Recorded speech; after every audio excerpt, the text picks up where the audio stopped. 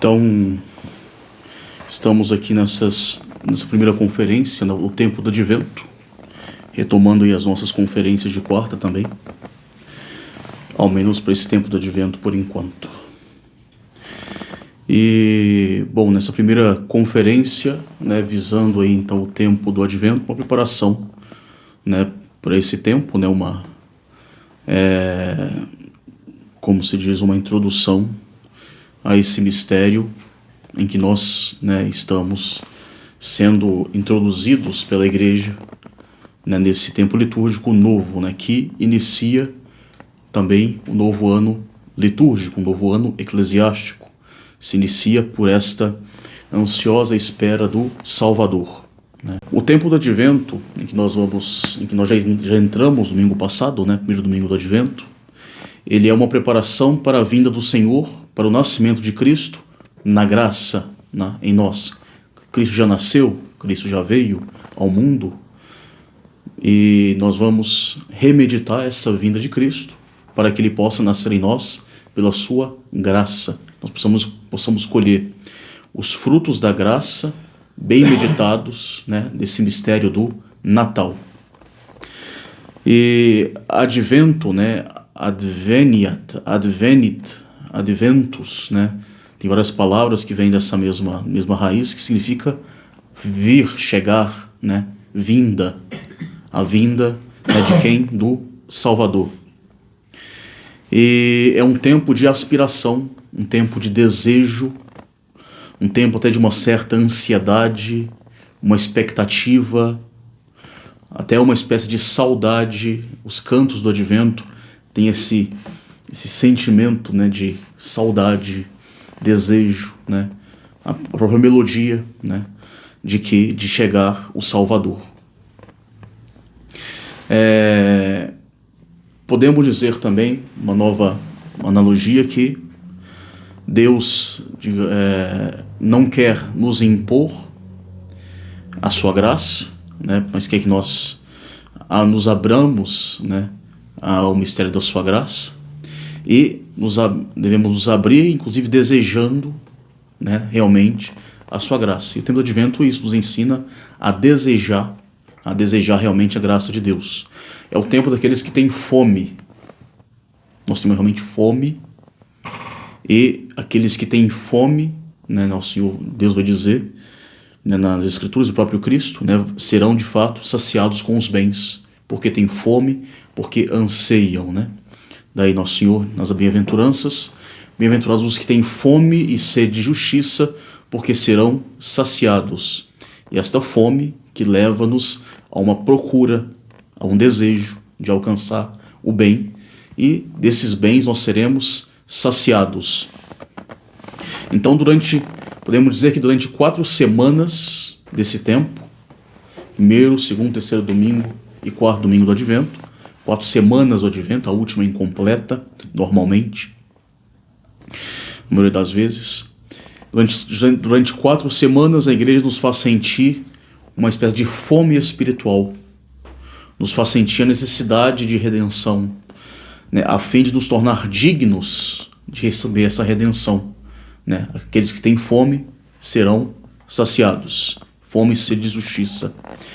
E esta fome espiritual, esta sede espiritual, que é de certa forma penitente, e o tempo do Advento é um tempo de penitência, nos é lembrada então, por exemplo, pela cor roxa dos paramentos roxos. Lembra essa necessidade, essa fome, essa carência, essa sede espiritual.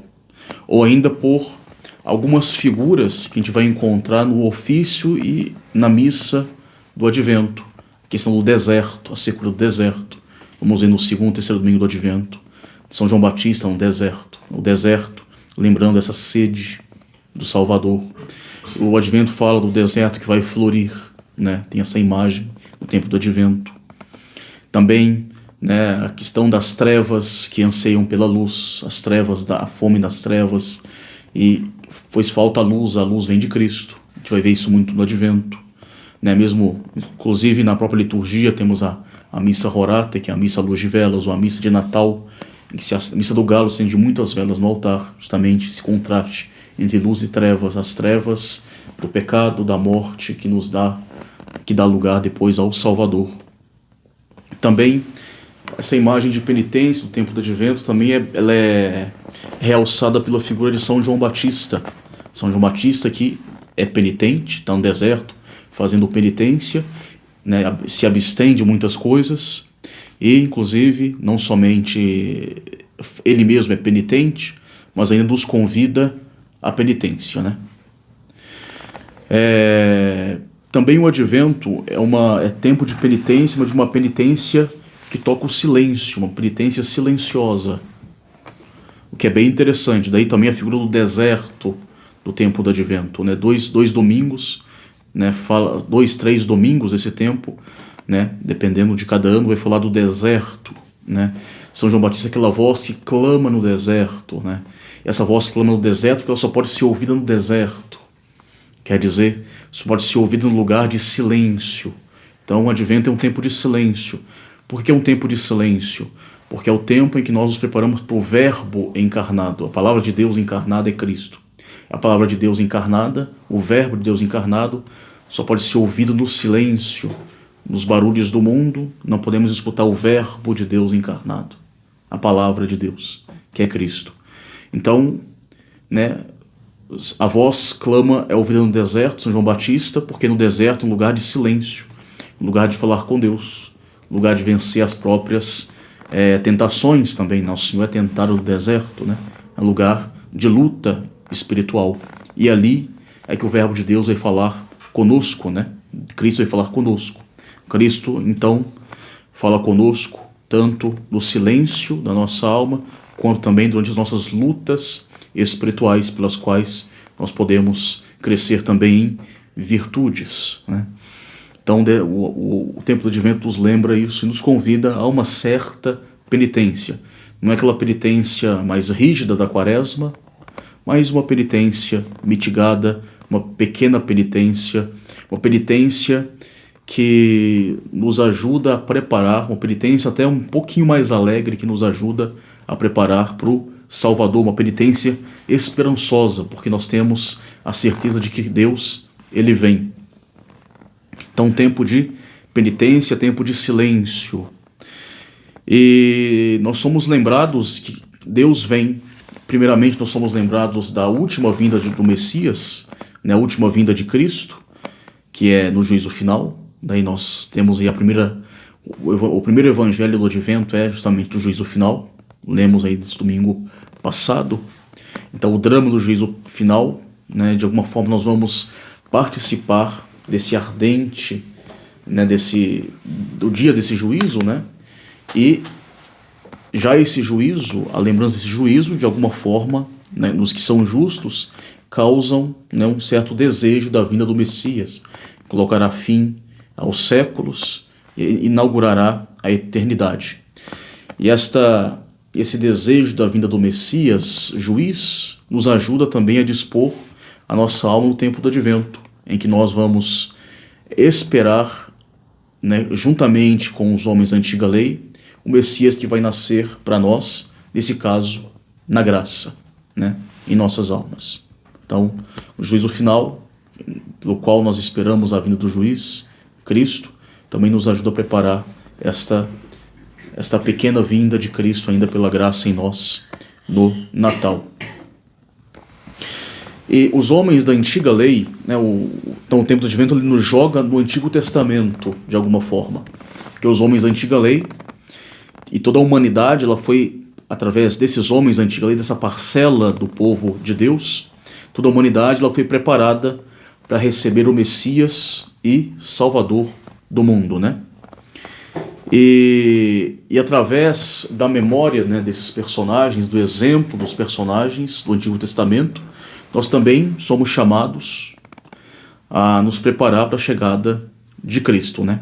É interessante olhar o Antigo Testamento, olhar o antes de Cristo e ver constatar esta preparação didática com a qual Deus foi ajudando os homens a melhor receber a Cristo E mesmo assim, vai dizer São João, ele veio para os seus e os seus não o receberam, não o conheceram. Então, Deus, de forma didática, vai preparando o seu povo, né, para receber a Cristo, primeiramente através dos patriarcas e profetas do Antigo Testamento, que tiveram, depois da queda, a esperança do Salvador, né, desejaram o Salvador, anunciaram o Salvador, e foram eles mesmos figuras do Salvador. De tal forma que Cristo, nosso Senhor Jesus Cristo, ele é a chave de compreensão de todo o Antigo Testamento, né? Toda a história da salvação só tem o seu sentido em Cristo, né? Tudo no Antigo Testamento anuncia Cristo, tudo fala de Cristo, tudo leva para Cristo. Então Cristo é a chave de compreensão de todas as Escrituras, sobretudo também do Antigo Testamento, das figuras do Antigo Testamento. Então, com Cristo, todas as figuras do Antigo Testamento, elas têm um sentido pleno, se tornam mais claras e bem mais precisas para nós, né? E desta forma, Deus fazia já a educação da humanidade através da parcela do povo eleito para conduzir a humanidade toda, enfim, ao Redentor. Então, nós podemos começar, por exemplo, lá com o proto-evangelho. O proto-evangelho, no Gênesis, nós chamamos aquela parte em que Deus amaldiçoa a serpente e promete o Salvador. Depois que Adão e Eva caíram na desobediência, e Deus diz: porém inimizades entre ti e a serpente, né? E ela te esmagará a cabeça e com seu calcanhar, e não me ocorre toda a passagem inteira, mas, né, Deus lhe amaldiçoou a serpente, dizendo que a serpente atentará contra o calcanhar da mulher, e o calcanhar da mulher esmagará a sua cabeça. E essa maldição da serpente é chamada de proto-evangelho, chamada de primeiro evangelho, porque já está o evangelho praticamente ali, né? Porque fala já, nessa única frase fala, né, de Cristo, que vai nascer de uma mulher, que vai esmagar e enfim vencer a serpente. Isso se dará, evidentemente, no Novo Testamento. Então, chamado de proto-evangelho. Até tinha um nosso professor de exegese no seminário falava: se quiser ler a Bíblia mais rápido, leia ela em três fases. Primeiro, leia do início do Gênesis até o proto-evangelho. A segunda fase, leia o proto-evangelho. Depois, lê do proto-evangelho até o Apocalipse. Aí você consegue ler a Bíblia em 3 dias. O pior é o terceiro dia, né? Então, já no proto-evangelho, com a maldição da serpente, a promessa de Adão, para Adão e Eva, de uma redenção, já temos aí Cristo, né? Cristo será o novo Adão, haverá uma nova árvore, que será a árvore da cruz, haverá uma nova mulher, né, que fará companhia ao novo Adão ao pé da árvore da cruz, que é Nossa Senhora. Essa mulher que é, inclusive, né, anunciada na maldição da serpente: por inimizades entre ti e a mulher. Depois nós podemos passar pelas várias figuras. Noé, que constrói a arca, simbolizando Cristo, que é o novo Noé, que vai trazer a salvação verdadeira para a humanidade. E essa nova arca é a igreja. Nós temos Abraão, pai de uma incontável geração, de incontáveis filhos, que é justamente figura de Cristo, cabeça de incontáveis filhos da igreja, cabeça do corpo místico, né, que é a igreja. Nós temos Jacó, nós temos os filhos de Jacó, que formam, né, as 12 tribos de Israel, né, também formando, né, as 12 tribos, que formam os 12 apóstolos, né, que irão evangelizar o mundo, né, fundando a igreja, né, consolidando, né, as bases da igreja, colunas da igreja. Nós temos Moisés, que tirou o povo da escravidão para a libertação, que é o próprio Cristo, tirou o povo da escravidão dos pecados, levando para a terra prometida, que é o céu. Nós temos o rei Davi, né, que derrotou primeiramente o gigante Golias e que reinou sobre Israel, também figura de Cristo, que derrota os nossos inimigos, que reina sobre nós. Os profetas, todos os profetas, também tanto pelas suas vidas quanto pela sua mensagem, anuncia a Cristo, entre os quais, por exemplo, o profeta Isaías, que vai ser o profeta mais falado desse tempo do Advento, né? Sobretudo pelas suas profecias tão claras que atingem a própria figura do Salvador, né? De Isaías, justamente o Horat Eceli Desuper, né? Justamente que os céus orvalhem, né, o justo, né, que a terra se abra e nasça o Salvador. Do profeta Isaías, canto que vai permear todo o tempo do Advento, né? Então nós temos aí, né, uma primeira parte de uma didática do Antigo Testamento, em que Deus vai conduzindo tudo isso para Cristo e preparando o povo eleito, e com o povo eleito a humanidade para Cristo. Depois nós temos uma segunda fase da didática divina, que também que fica bem clara também no tempo do Advento, que foi a figura do precursor São João Batista, que vai aparecer bastante nesse tempo do Advento. Normalmente em 3 missas ele aparece. São João Batista é a voz que ressoa no deserto, a voz que clama no deserto, que anuncia penitência, preparar os caminhos do Senhor. E a pessoa de São João Batista, a vida de São João Batista, o martírio de São João Batista, anuncia, já é também uma figura da vida de Cristo, né? E Deus vai fazer de São João Batista o anunciador, o precursor da primeira vinda de Cristo, e a igreja, né, copiando essa didática divina, vai pegar São João Batista e colocar também no tempo do Advento, uma figura praticamente onipresente no tempo do Advento. Então vai pegar o precursor do Senhor, para ser também, outra vez, o precursor da vinda de Nosso Senhor pela sua graça em nós, nos ajudando a preparar para o Natal, né? São João Batista pregou penitência e a conversão ao povo judeu, e também ele vai ainda pregar para nós penitência e conversão, lembrando que o tempo do Advento é um tempo de penitência e de conversão, né? Convertei-vos, o reino de Deus está próximo, né? Ou ainda, preparai os caminhos do Senhor, endireitai as suas veredas, todo vale se encherá, toda montanha e toda colina serão abaixadas, os caminhos tortuosos se tornarão direitos e os ásperos planos, né? Então são as palavras de São João Batista que nos exortam a esta penitência, a esta conversão, né? Porque o tempo do Advento, né, é um tempo de preparação para a vinda de Cristo, né, nascendo em nós pela sua graça. Depois, a terceira e mais importante fase dessa preparação da vinda de Cristo se dá, né, com esse templo sagrado construído por Deus para abrigar o Rei dos Reis e Senhor dos Senhores. Um templo de carne que é Nossa Senhora.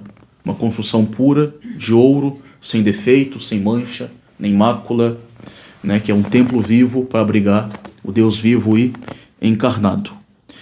Então esses 3 temas vão permear o tempo do Advento, né? O Antigo Testamento, que anseia, né, pelo Salvador, a figura dos profetas que o anunciam, os patriarcas que o figuram. Depois São João Batista, cuja mensagem se faz presente na temática do Advento também: preparai os caminhos do Senhor, vós que clama no deserto.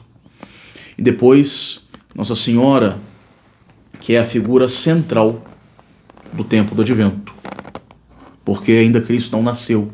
Nossa Senhora ainda se torna ali a figura central, porque é ela que carrega Cristo no seu seio, né? E por isso a expectativa de Cristo se dá junto de Nossa Senhora e nunca sem Nossa Senhora, né? Do lado dela que nós vamos esperar Cristo. E durante todo o tempo do Advento nós vamos clamar pela vinda de Cristo, que vai se acentuando pouco a pouco até chegar no tempo do Natal.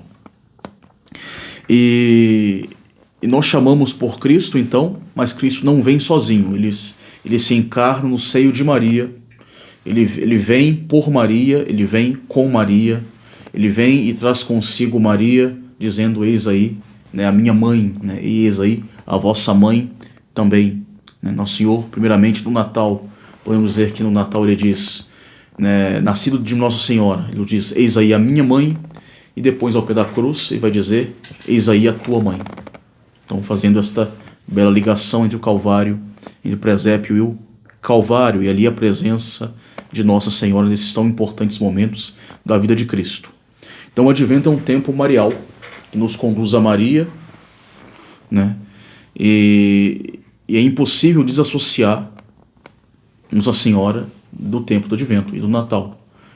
Basta olhar para um presépio, é óbvio. Nem mesmo um protestante iria conseguir desassociar Nossa Senhora desse momento da vida de Cristo. É, de fato, impossível. Ele se encarnou no seio de Maria, Nossa Senhora dá luz a ele num presépio. Então é um tempo que é, de fato, marial. E justamente, né, esse mistério central do Advento, que é o mistério de Nossa Senhora também, é bem expresso por esta antífona de Nossa Senhora que nós cantamos durante o tempo do Advento e o tempo do Natal. Alma Redemptoris Mater, né? E então nós vamos, né, através da palavra e da sua melodia própria, né, celebrar o tempo do Advento e do Natal, né, e a figura de Maria Santíssima. E essa antífona manifesta uma antífona muito bonita, na minha opinião, a mais bonita das 4 antífonas de Nossa Senhora. Minha opinião, né? Pessoas podem discordar, mas ela manifesta essa esperança da redenção, evocando os vários privilégios de Nossa Senhora. Por exemplo, enquanto por exemplo, no Salve Rainha, que é cantada ali depois de Pentecostes, depois já passou do tempo pascal, ascensão de Cristo, Nossa Senhora no céu, nós rogamos Nossa Senhora na sua glória, né? E a própria melodia do Salve Rainha, ela é majestosa, toda a melodia original, a primeira melodia, que é a melodia mais composta, mais solene, né? É majestosa, evoca Nossa Senhora na sua glória, né? E enquanto nessa antífona, Alma Redemptoris Mater, nós voltamos para Nossa Senhora ali na terra, ali, né, grávida, no presépio, enquanto ela dá luz ao Filho de Deus e se tornando ali fonte das nossas esperanças. Então Nossa Senhora ali ao lado de Cristo no presépio, né? As palavras são bem bonitas, né? Então, já dizê-las no português, né? Em latim todo mundo conhece. Bom, ó Augusta Mãe do Redentor, que sempre permaneces como porta do céu e estrela do mar, socorre o teu povo caído que anseia por se levantar. Tu gerastes, diante da admiração da natureza, o teu próprio genitor, virgem antes e depois, que acolhestes aquele ave da boca de Gabriel, tende piedade dos pecadores. Uma antífona muito simples, muito pequenina, né? Mas muito bonita, né? E somente passando rapidamente sobre ela, nós invocamos Nossa Senhora como Alma Redemptoris Mater, Augusta Mãe do Redentor, lembrando, né, que o mistério da encarnação se insere nos planos da redenção da humanidade, né? E esse mistério da encarnação, temos esse mistério também da Mãe de Deus, da Mãe de Deus, se insere também no plano da redenção da humanidade. Ela se torna Mãe de Deus porque ela se tornará também Mãe de todos os homens ao pé da cruz, a Mãe do Salvador. E esta Mãe do Redentor, né, Alma Redemptoris Mater, Mater Redemptoris, é a nossa esperança. Por isso nós chamamos ela de porta do céu, de estrela do mar. Porta do céu porque por ela veio Cristo. E passando por ela nós chegaremos a Cristo. Por ela nós vamos entrar na nossa bem-aventurança, né? Então Nossa Senhora se torna para nós a porta do céu, porta da salvação. É a estrela do mar, porque no oceano escuro da nossa vida, escuro e turbulento da vida dos filhos de Eva, aparece do céu essa estrela, né, guia, que nos leva para o caminho, que nos leva para o porto seguro, que é Cristo, né? E depois, né, a antífona se torna um grito, né, de verdadeira esperança, em que nós pedimos socorro para sair das nossas misérias. Ela fala também, a antífona vai falar de vários privilégios, né, de Nossa Senhora. O privilégio da Mãe de Deus, né? Tu que genuiste natura mirantetum santum genitorem. Tu que gerastes para a loucura da natureza, para a admiração da natureza, o teu próprio Criador, né, que de fato é uma loucura, né? A natureza se admira ali nesse momento. Então, fala desse privilégio da Mãe de Deus, ela gera o próprio Criador, né? Na segunda pessoa da Santíssima Trindade, evidentemente, gera, né, dando à segunda pessoa da Trindade a natureza humana. Então a própria natureza, né, criada se admira desse privilégio da Mãe de Deus.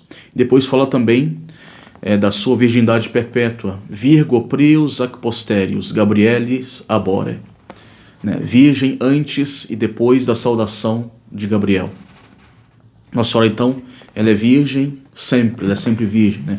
Virgem antes e virgem depois. E também para susto da natureza, né, ela foi uma virgem e mãe, né, virgem e mãe, conseguindo unir numa coisa só duas grandes qualidades de uma mulher, ser virgem e ser mãe, maternidade e virgindade, que a princípio são contraditórias, mas que em Nossa Senhora não há contradição. Ela é virgem e é mãe. Então, duas qualidades contraditórias que só Nossa Senhora possui. E virgem antes e depois do parto, né?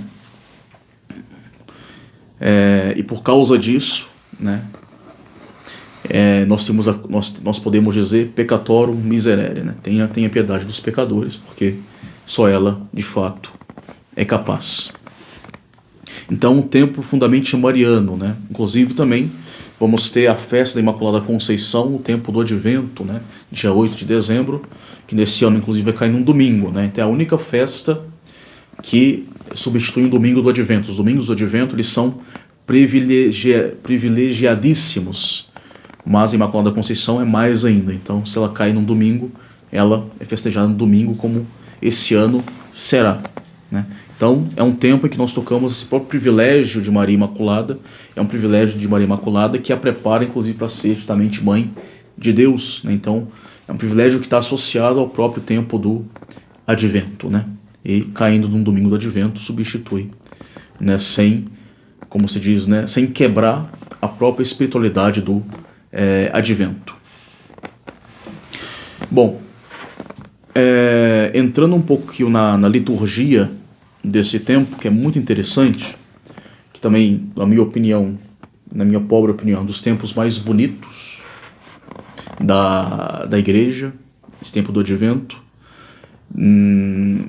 É um tempo muito simples, comparado a Quaresma e a Páscoa. A Páscoa e a Quaresma, pelos ritos, é muito rico, mas o tempo do Advento ele é muito bonito pela mensagem que ele traz, né? Pela mensagem, depois até por uma união entre o missal e o breviário, que infelizmente os fiéis não vão ter o conhecimento do breviário, mas o missal e o breviário se tornam quase perfeitos, né? E se enriquecem mutuamente, né? Vamos falar algumas coisinhas, mas faz com que o tempo se torne muito bonito.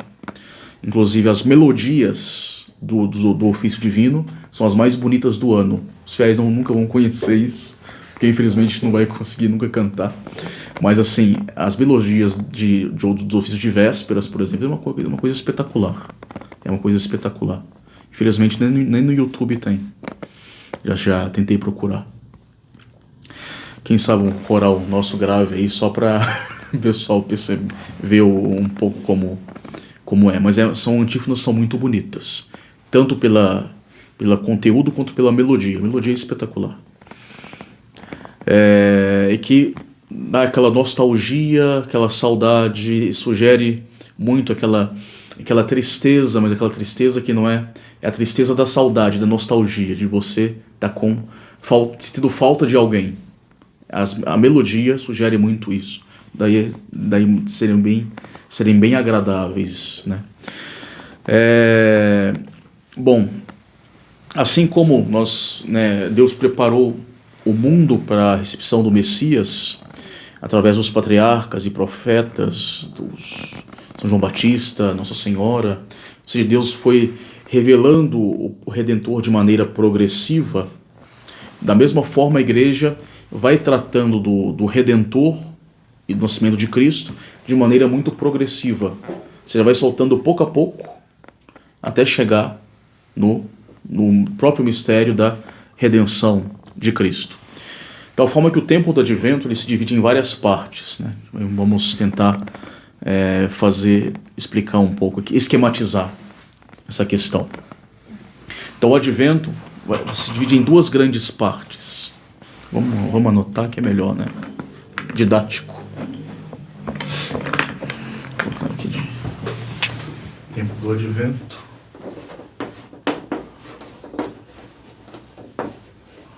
Então nós temos aqui duas grandes partes.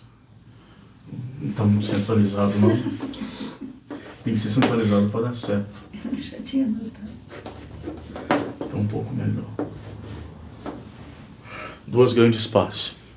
Primeira parte, segunda parte. Então a primeira parte, o tempo do Advento, ele tem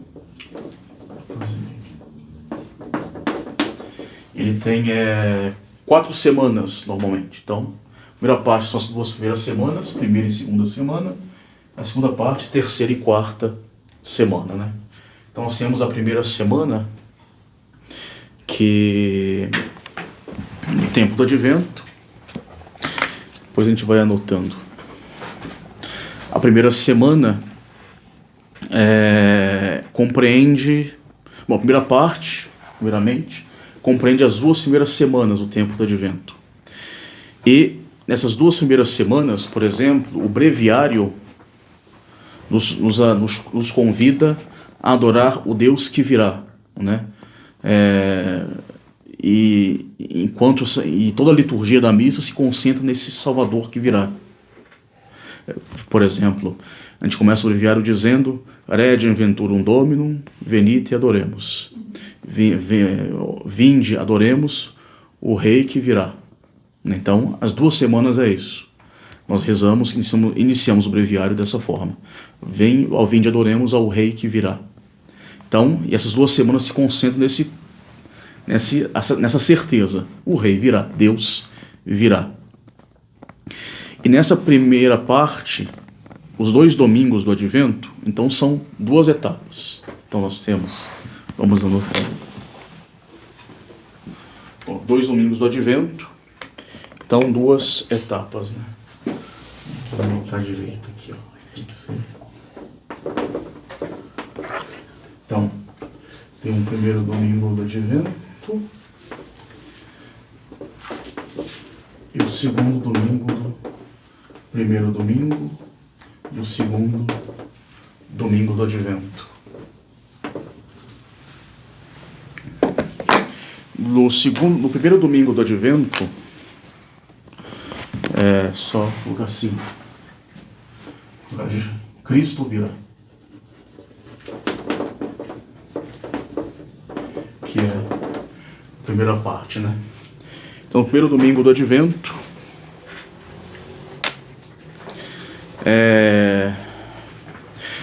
nós vamos falar que Deus, o Rei, vem, né? E nós vamos ler qual é o Evangelho do fim do mundo. Vem o Filho do Homem, né?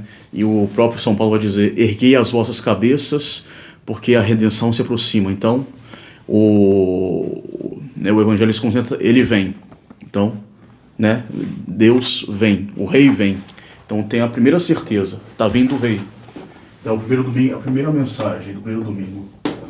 O Rei vem.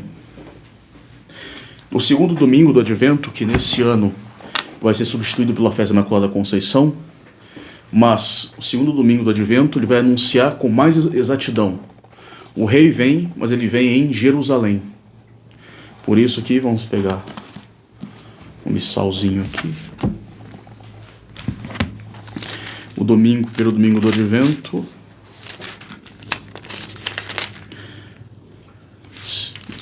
Bom, segundo domingo do Advento, então,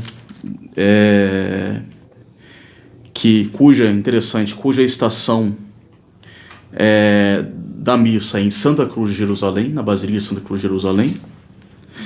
E depois fala povo de Sião, né, que é o introito: eis que vem o Salvador. Sião é a cidade de Davi, ali, Israel, né? Jerusalém. Então, ele vem para Jerusalém. Jerusalém, que é o lugar da redenção, o lugar da salvação, ele vem para nos salvar, evidentemente, então ele vem enquanto Salvador, né? Ele vem para Jerusalém. E também Jerusalém é figura da igreja, né? A nova Jerusalém. Então ele vem para salvar a igreja.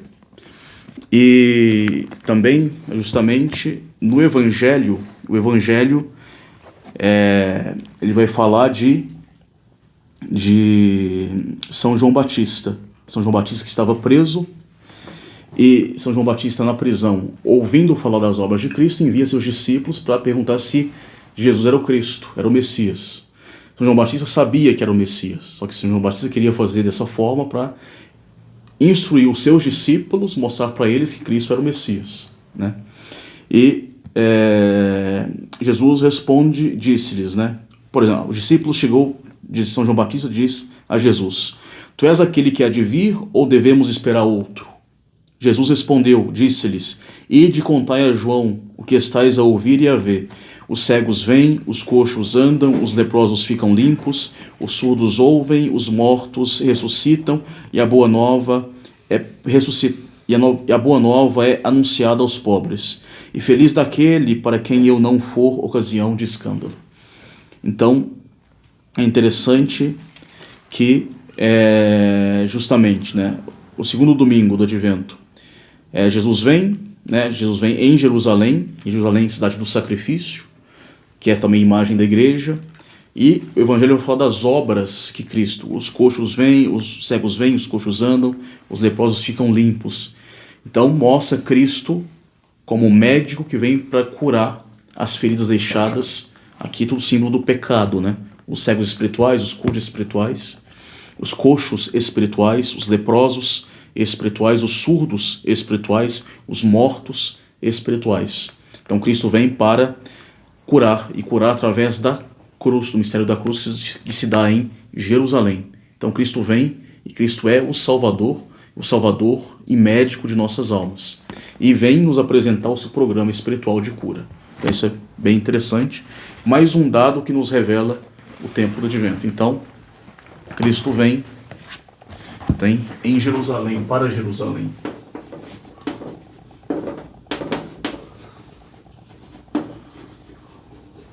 Ele é médico e Salvador. Então o rei que vem em Jerusalém, também é médico e é Salvador. Então as figuras de Cristo são pouco a pouco mostradas, né, nessa liturgia do tempo do Advento. Depois nós temos a segunda parte do Advento, né? A segunda parte do Advento são as duas últimas semanas deste tempo, em que o breviário vai mudar. A gente rezava no breviário: vamos, venite adventure Domino, venite adoremos. Vinde adoremos o Rei que virá.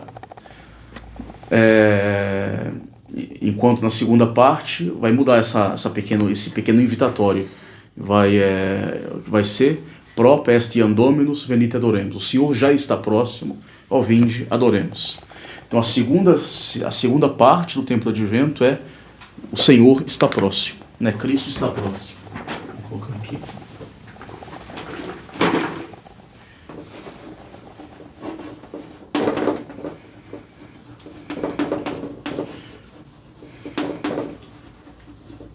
Então Cristo está próximo.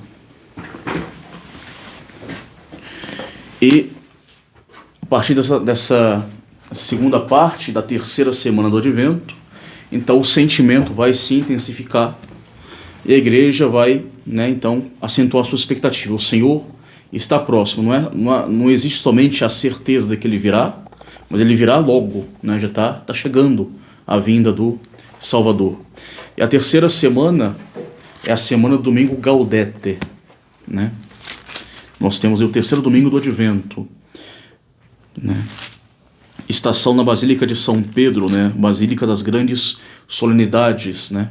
Então, Gaudete, o nome do Advento, o nome desse domingo se dá pelas palavras do introito: Gaudete in Domino, alegrai-vos incessantemente do Senhor, alegrai-vos, que a vossa modéstia seja conhecida de todos os homens, o Senhor está próximo. Então, né, o domingo já anuncia a proximidade do Senhor.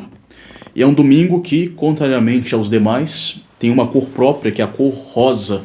Então, uma cor rosa, que é uma cor da penitência mitigada de alegria, né? É como se a igreja misturasse branco no roxo e desse o rosa, o lilás mais claro, né?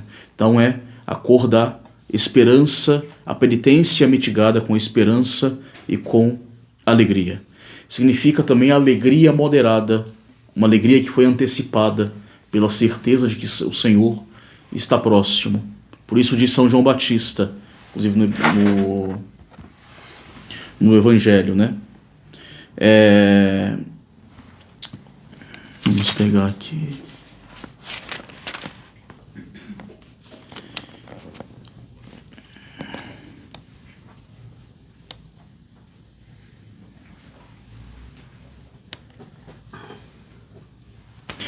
Que vão ter alguns judeus vão enviar para perguntar se São João Batista se ele era o Cristo.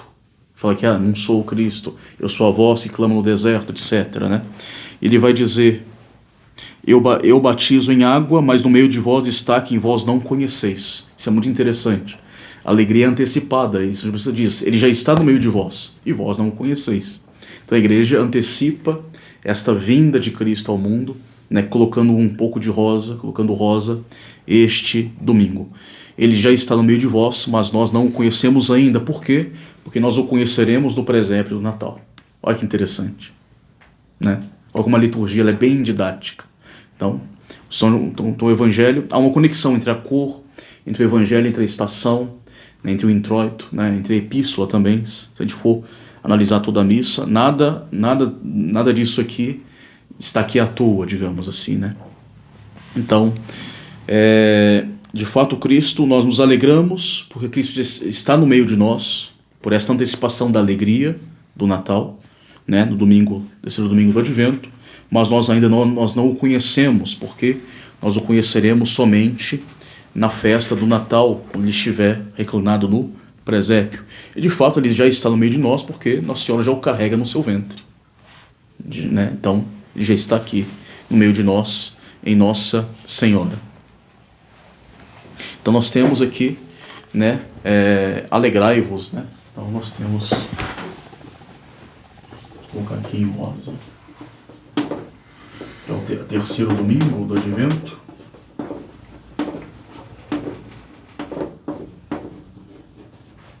Ele está próximo.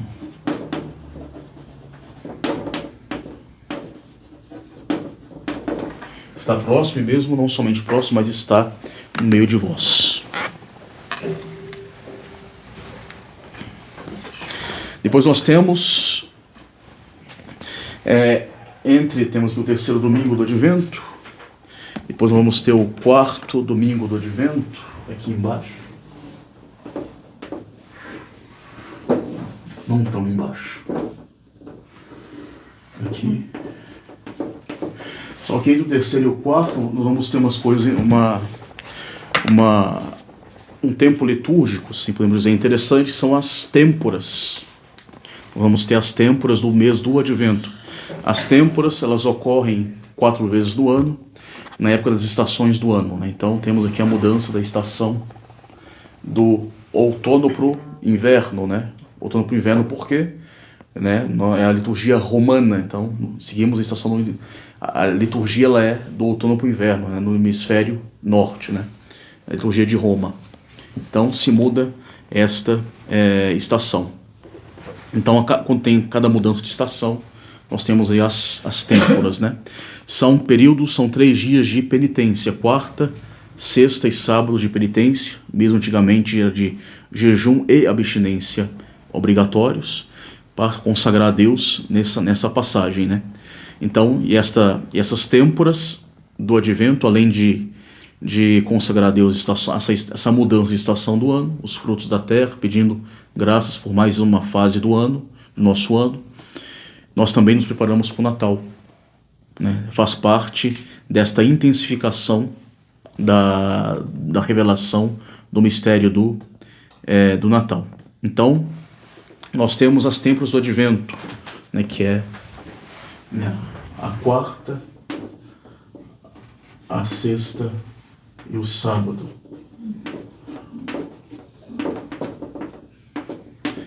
Entre o terceiro e o quarto domingo, né? Na semana depois do terceiro domingo do Advento. E a mensagem que nos é dada é que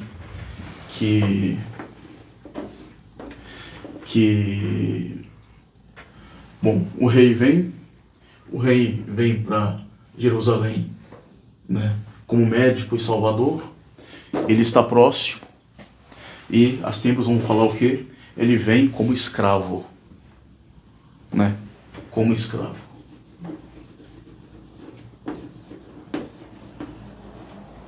Ele é rei, mas ele é escravo, né? Ele vem revestido da nossa natureza humana, né? É bem interessante. Então o rei vem para Jerusalém. Ele vem e já está no meio de vós, né? Está próximo, mas ele toma uma forma humana, ele toma uma forma de escravo, como diz o profeta Isaías. E as missas da têmpora nos vão apresentar todas essas características, todos os antecedentes humanos da vinda do Salvador. Então vamos pegar ali as têmporas, é bem interessante. Vou pegar aqui, está mais fácil.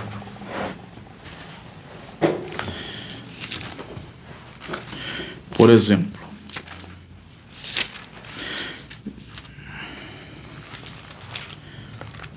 bom, né, lembrando, né, no segundo domingo falamos de São João Batista, terceiro domingo apareceu de novo São João Batista. Na quarta-feira do Advento, o introito é o Horate Coeli, né, derramai dos céus o vosso orvalho. E as leituras do profeta Isaías, né, anunciando, né, o Salvador. São leituras muito bonitas, inclusive, vale a pena bem prestar atenção.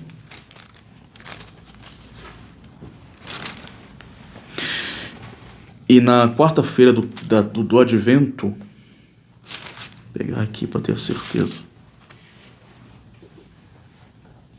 Justamente, na quarta-feira vai se meditar a anunciação, o Evangelho, né? O Evangelho é o missus est, o anjo que vai anunciar a Maria, né? Então, o fiat de Maria, né? Que se dará então a encarnação. Nosso Senhor vai assumir a nossa carne. Na sexta-feira, o tempo do Advento, é o Evangelho Exurgens Maria, quer dizer, o Evangelho da visitação de Maria a Santa Isabel. Nossa Senhora vai até a montanha, se levanta e vai até a montanha para visitar Santa Isabel. Aí nós temos aí a santificação de São João Batista. Então, tudo em preparação para o nascimento de Cristo. No sábado das têmporas do Advento, o Evangelho é o Evangelho do ano quintodécimo, que é o Evangelho que vai citar, né, no início a situação política, né, do nascimento de Cristo. Então, vou ler essa primeira parte que é interessante. No ano 15º do imperador Tibério César, sendo Pôncio Pilatos governador da Judéia, Herodes tetrarca da Galileia, Filipe seu irmão tetrarca da Itureia e da província de Traconítida, e Lisânias tetrarca da Abileia, sendo pontífices Anás e Caifás, o Senhor falou a João, filho de Zacarias, no deserto, etc. Então, ele vai dar a circunstância política, né, do nascimento de Cristo, né? E o Evangelho termina, né, e todo homem verá a salvação de Deus. Então, vai outra vez a figura de São João Batista vai aparecer. Esse mesmo Evangelho, né, então, ele vai ser repetido aqui no quarto domingo do Advento, né? Que esse quarto domingo é chamado de Domingo da Trombeta.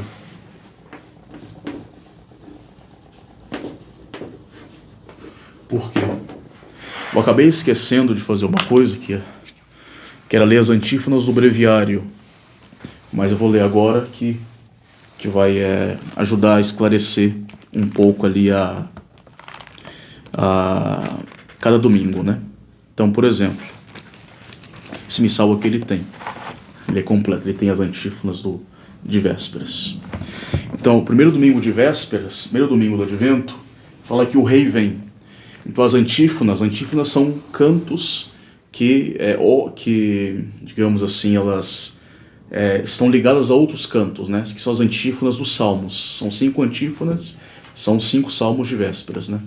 Então, cada antífona se canta no início e depois de cada salmo, né?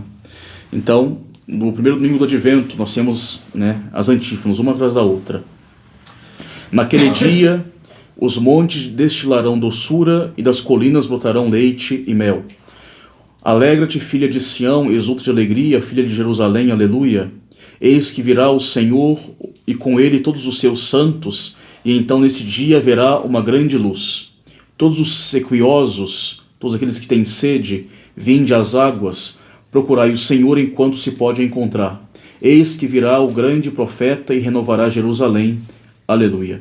Então nós temos aqui as antífonas que vão dizer que nosso Senhor, ele vem, né? E no latim e com melodia é muito mais bonito. Deixo afirmado já. Depois o segundo domingo em que nosso Senhor ele vem para Jerusalém, que são antífonas muito bonitas também. Bom, eis que o Senhor virá sobre as nuvens do céu com grande poder, aleluia. Sião é a cidade do nosso poder. O Salvador será o seu muro e a antemuralha. Abre as portas porque Deus está conosco. Então, uma antífona que se liga com Jerusalém. Eis que aparecerá o Senhor e não nos enganará. Sem demorar, esperai-o, porque ele há de vir e não tardará. Então, ele virá, não tardará para chegar em Jerusalém. Os montes e as colinas cantarão louvores diante de Deus, e as árvores todas das florestas hão de bater palmas, porque virá o reino eterno do Senhor dominador. Aleluia. Eis que virá com poder o nosso Senhor e iluminará os olhos dos seus servos. E acho que vocês percebem, né, que todas as antífonas falam de ele vai vir, quando ele vai vir vai ser muito melhor, vai trazer doçura, vai trazer leite e mel. Então, os montes se alegrarão, as árvores vão bater palmas, né? Então, são imagens muito bonitas, né, que nos ajudam a desejar realmente a vinda do Senhor. Depois nós temos o terceiro domingo, o Senhor está próximo, né, em que diz: virá o Senhor e não tardará, iluminará os esconderijos das trevas e se manifestará a todas as gentes. Exulta Jerusalém com grande alegria, porque virá até junto de ti o Salvador. Aleluia. Estabelecerei em Sião e a salvação em Jerusalém, a minha glória. Aleluia. Serão abatidos os montes e todos os outeiros, os caminhos tortuosos se tornarão retos e as vias planas. Vem, Senhor, e não tardeis. Vivamos justa e piedosamente à espera da ditosa esperança e da vinda do Senhor. Então, né, mais isso, né, falando dessa vinda do Senhor, Jerusalém, etc. Né, alegrai-vos. E, enfim, nós temos o quarto domingo do Advento.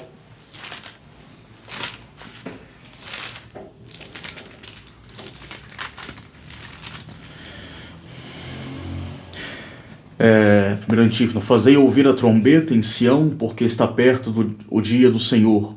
Eis que ele virá para nos salvar. Aleluia. Então fala, tocai a trombeta que está perto do dia do Senhor. Por isso fala-se o domingo da trombeta, por causa dessa primeira antífona do breviário, de vésperas do breviário. Então essa conexão, né, entre a missa, o nome dos domingos.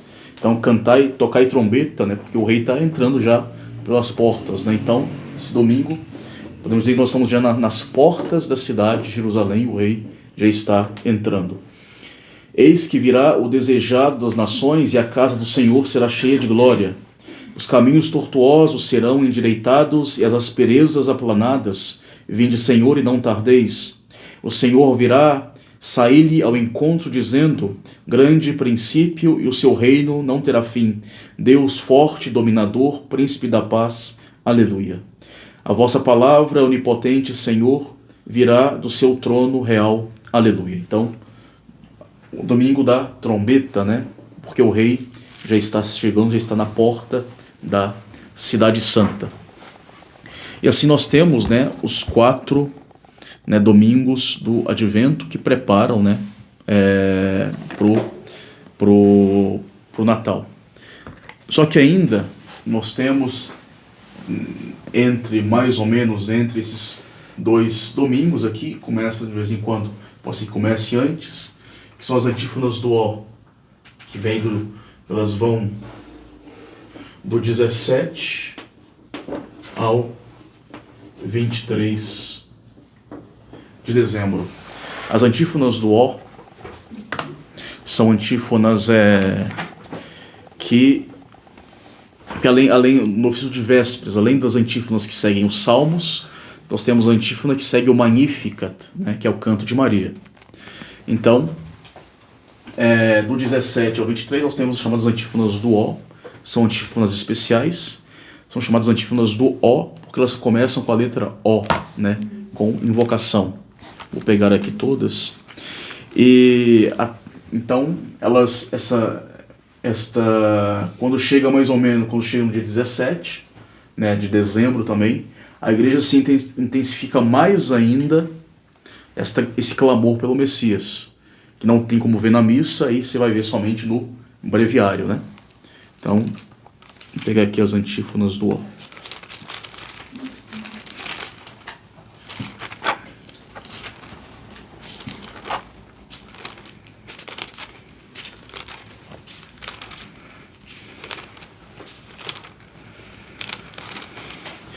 Aí nós temos, né, as antífonas do Ó. A do dia 17. Ó sabedoria que saíste da boca do Altíssimo e atinges de um extremo ao outro, dispondo todas as coisas com força e suavidade. Vem ensinar-nos o caminho da prudência. Aí depois 18 de dezembro. Ó Adonai, cuja casa de Israel, guia da casa de Israel, que aparecestes a Moisés no fogo da sarça ardente, e lhe destes a lei do monte Sinai, vem resgatar-nos com a força do teu braço. Depois, ó raiz de Jessé, que estás posto como sinal dos povos, diante do qual todos os reis emudecerão, e a quem hão de invocar todos os povos, vem libertar-nos e não tardeis.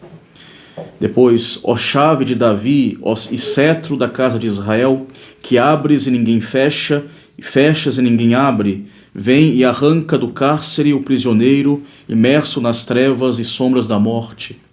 Ó Oriente, esplendor da luz eterna e sol de justiça, vem e ilumina os que vivem nas trevas e sombras da morte. Ó Rei das nações, e por elas desejado, pedra angular, que fazes dos 2 povos um só povo, vem e salva o homem que formaste do lodo da terra. Ó Emanuel, nosso Rei e Legislador, esperança e salvação das nações, vem salvar-nos, Senhor nosso Deus. São antífonas que são muito bonitas. Todas elas carregam uma figura de Cristo. Ó sabedoria, ó Adonai, né? Adonai é Senhor, né? Raiz de Jessé, né? Daí nós lemos aquela árvore de Jessé, com todos os patriarcas que levam até Cristo. Chave de Davi, né? Oriente, Rei das nações, Emanuel, e todas terminam vem, né? Vem libertar, vem nos tirar da sombra da morte, vem, né?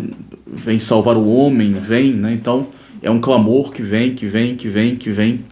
E é bem interessante, todo mundo conhece isso, a gente repete, né? Sempre que as antífonas, elas formam um acróstico, né? Pegar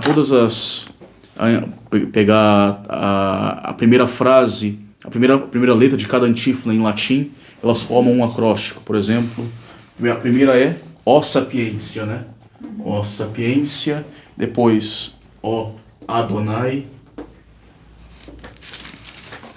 depois Oradix Iese, o rei de Jessé, depois Oclaves David, o chave de Davi, depois o Oriens, depois nós temos Orex Gentium, o rei das nações, depois o Emmanuel. Então nós temos um acróstico em latim, se a gente ler ao contrário, é uma resposta de Cristo.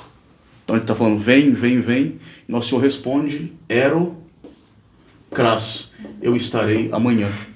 Amanhã, que é o dia 24 de dezembro, né? Que é a vigília do Natal. Então é uma brincadeira medieval, brincadeira não, uma brincadeira muito interessante, que nos ajuda a preparar cada vez mais para o Natal. E nosso Senhor responde, estarei amanhã. E no dia 24 de dezembro, né? Nós temos o que? A vigília de Natal. A missa da vigília de Natal, que é a última missa, podemos dizer assim, do tempo do Advento, em que nós estamos ali de fato de Cristo que já vai vir, né? E o evangelho da vigília de Natal é o evangelho do anjo, só pegar aqui certinho. É o evangelho do anjo que vai aparecer para São José no sono e encorajar São José justamente a não deixar Maria, né? Ou melhor, a receber, não temer Maria, receber Maria como sua esposa, né? E o evangelho qual que é o final do evangelho? Ela dará à luz a um filho, o qual porás o nome dele de Jesus, porque ele salvará o seu povo dos seus pecados. Então, no dia 24, aí fala, é o nome de Jesus. Então, eu estarei amanhã, e nesse dia se revela o nome de Jesus, que é o nome do Salvador. Então a liturgia é muito interessante. O nome dele é Jesus, porque ele será o Salvador. Então, e o introito é justamente, muito bonito também, né? O introito dessa missa nos diz: hoje sabereis que virá o Senhor e há de nos salvar, e amanhã vereis a sua glória. É muito bonito esse introito. Hoje sabereis que virá o Senhor, que a gente já sabe, ele já falou. Era o caso, estarei amanhã. Hoje a gente sabe que ele vai vir, porque ele vai vir na noite do dia 24 pro dia 25. E hoje nós sabemos que ele vai vir, e amanhã, no dia de Natal mesmo, nós vamos ver a sua glória, né, nas 3 missas de Natal, né? Então, o Evangelho vai então esse contexto, né, do tempo do Advento vai nos preparar pro dia de Natal. E também, que é muito bonito o aleluia da missa da vigília, se ela ocorre no domingo, o aleluia diz: amanhã será apagada a iniquidade da terra. Amanhã é dia 25, né? Então, é muito bonito essa como se diz, esse cuidado, né, que se tem com